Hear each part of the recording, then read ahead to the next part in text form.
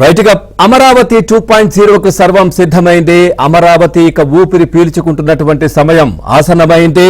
అడ్డంకులు అధిగమించి అడుగులు ముందుకు వేసేటటువంటి సమయం కూడా ఆసన్నమైంది. నాడు రాజధాని నిర్మాణానికి ప్రధాని శంకుస్థాపన చేయడం, అదేవిధంగా నేడు అదే మోదీ చేతుల మీదుగా పునఃప్రారంభం జరగబోతోంది.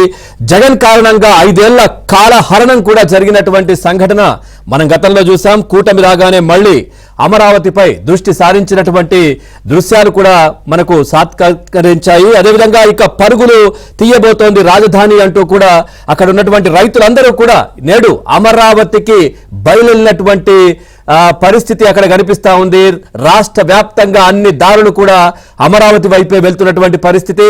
5 సంవత్సరాల జగన్మోహన్ రెడ్డి నిరంకుశ పాలనకు కునారిల్లినటువంటి అమరావతి మళ్లీ ఊపిరి పీల్చుకుంటున్నటువంటి పరిస్థితులు కనిపిస్తా ఉన్నాయి.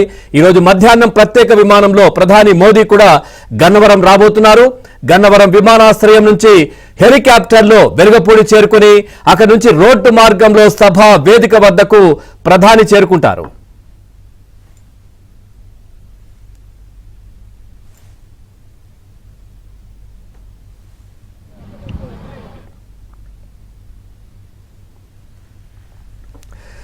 పూర్తిగా ఈ కార్యక్రమంలో ముఖ్యమంత్రి చంద్రబాబు కావచ్చు, ఉప ముఖ్యమంత్రి పవన్ కావచ్చు, పలువురు కేంద్ర రాష్ట్ర మంత్రులు కూడా పాల్గొనబోతున్నారు. ప్రధాన వేదికపై పరిమితంగా ఒక 14 మంది విఐపీలు మాత్రమే కూర్చునేందుకు ఏర్పాట్లు కూడా చేశారు. ఈ కార్యక్రమానికి ఏపీలోని అన్ని జిల్లాల నుంచి ప్రజలు కూడా తరలి వస్తున్నటువంటి పరిస్థితి. వారి కోసం దాదాపుగా 8,000 బస్సులు కూడా ఏర్పాటు చేస్తే ముఖ్యంగా ఇటు రాజధాని చుట్టుపక్కల ఉన్నటువంటి జిల్లాలకే మొత్తం 6,600 బస్సులు కూడా కేటాయించాల్సినటువంటి పరిస్థితి వచ్చింది. అంటే స్వచ్ఛందంగా రైతులందరూ కూడా అమరావతి ప్రాంగణానికి చేరుకుంటున్నటువంటి పరిస్థితులు కనిపించాయి.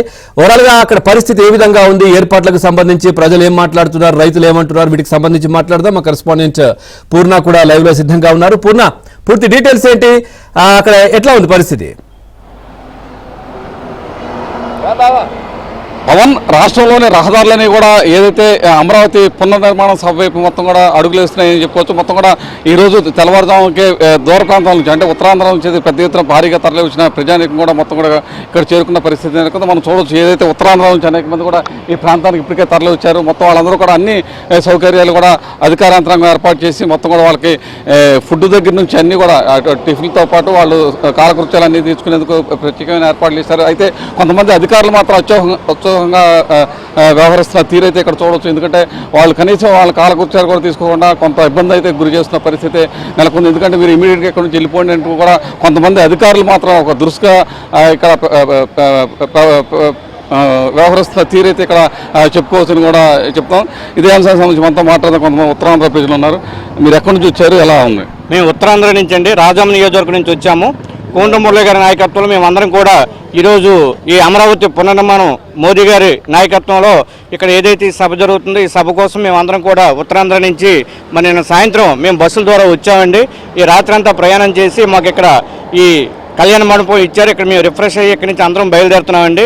అయితే ఏదైతే గత 5 సంవత్సరాలు కూడా ఈ జగన్ ప్రభుత్వంలో ఈ అమరావతిని శ్మశాన కింద తయారు చేసి 3 రాజధానులు చెప్పి 3 ముక్కలాట ఆడారు సార్. అలాగని అమరావతిని అలాగే విశాఖపట్నాన్ని, కర్నూలు 3 కూడా సర్వనాశనం చేశారు.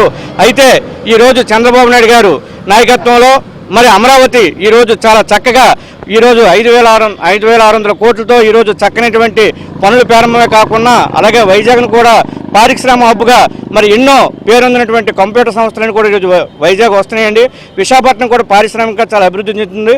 అలాగే కర్నూలులో కూడా మరి హైకోర్టు బెంచ్ ఏర్పాటు చేసి మరి కర్నూలులో కూడా మరి మినీ రాజధాని లాగా మరి చంద్రబాబు నాయుడు గారు మరి రాయలసీమని, ఉత్తరాంధ్రని, మరి కోస్తాంధ్రని 3టిని కూడా సమాన ప్రాతిపదికంగా మరి అన్ని జిల్లాలు అభివృద్ధి చెందాలని చెప్పి మరి అన్ని జిల్లాలో కూడా ఎంఎస్ఎంఈ కేంద్రాలు కూడా పెట్టి ఈరోజు చంద్రబాబు గారి నాయకత్వంలో మేమందరం కూడా మేము పనిచేయడానికి మేము చాలా సంతోషిస్తున్నామండి. ఆ కార్యకర్తలుగా ఈరోజు అమరావతి కొద్ది నెలల్లోనే పూర్తి ప్రపంచంలో మేటి రాజధానిలో ఏదైతే ఒకటి కావాలని అమరావతి మన చంద్రబాబు నాయుడు కలలుగంటున్నారో ఆయనకి మేము అందరం కూడా కార్యకర్తలను కూడా ఈ ఆంధ్ర రాష్ట్రం నుంచి మా ఉత్తరాంధ్ర నుంచి పూర్తి మద్దతు తెలియజేస్తున్నామండి. చెప్పండి, మీరు ఎక్కడి నుంచి వచ్చారు? మాది రాజాం నియోజకవర్గం, కోండ్రి మురళీమోహన్ గారు మా ఎమ్మెల్యే గారు. మేము నిన్న ఉదయం 5 గంటలకు బయలుదేరాము రాజాం నియోజకవర్గం నుండి. మరి మా నియోజకవర్గం మొత్తం 4 మండలాల నుంచి రేగిడి, వంగర, సంతకవిటి, రాజం మా 4 మండలాలు మా నియోజకవర్గం. మరి కార్యకర్తలు ఎంతో ఉత్సాహంతో ఇక్కడికి ఇచ్చేశారు.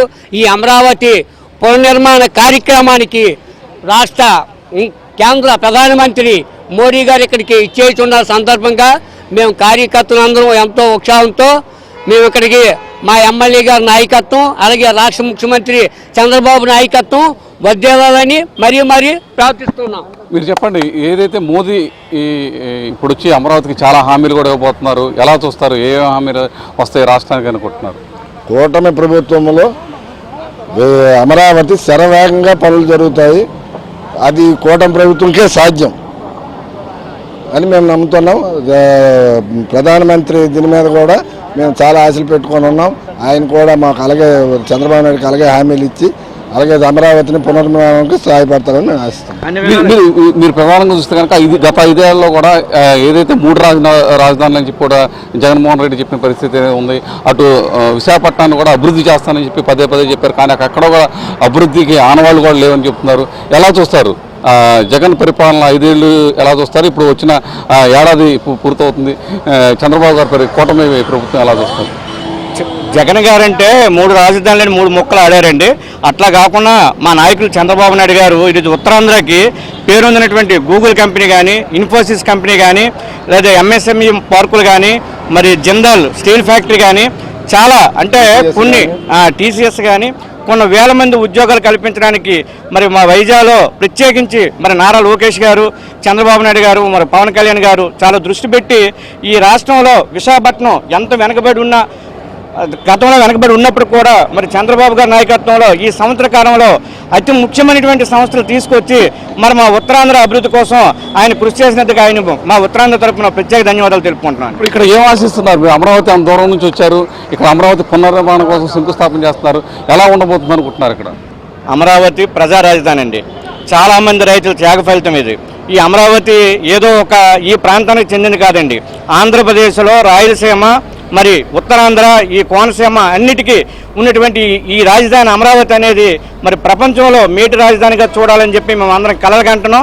దానికోసం చంద్రబాబు నాయుడు గారు కూడా అహర్నిశలు కష్టపడి మరి ఈ రాజధానిని అత్యుత్తమ రాజధానిగా తీర్చిదిద్దడానికి మరి ఆయనతో పాటు కేబినెట్ కానీ, మరి మా ఉత్తరాంధ్ర నుంచి ఎమ్మెల్యే కానీ, మరి కార్యకర్తలకు మేము అందరం కూడా పూర్తి సహాయ సహకారాలు అందిస్తామండి.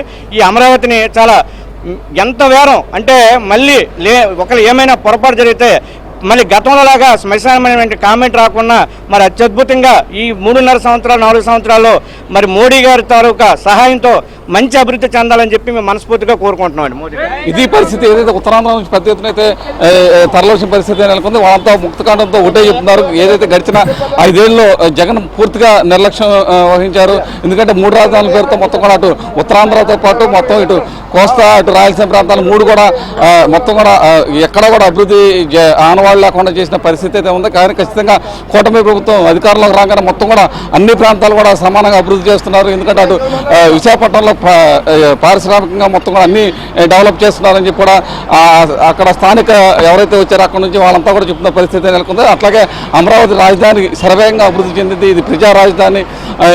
ఈ వచ్చే 4 ఏళ్లలో అమరావతి పూర్వవైభవం సంతరించుకునేది కూడా వీరంతా చెప్తున్న పరిస్థితి నెలకొంది.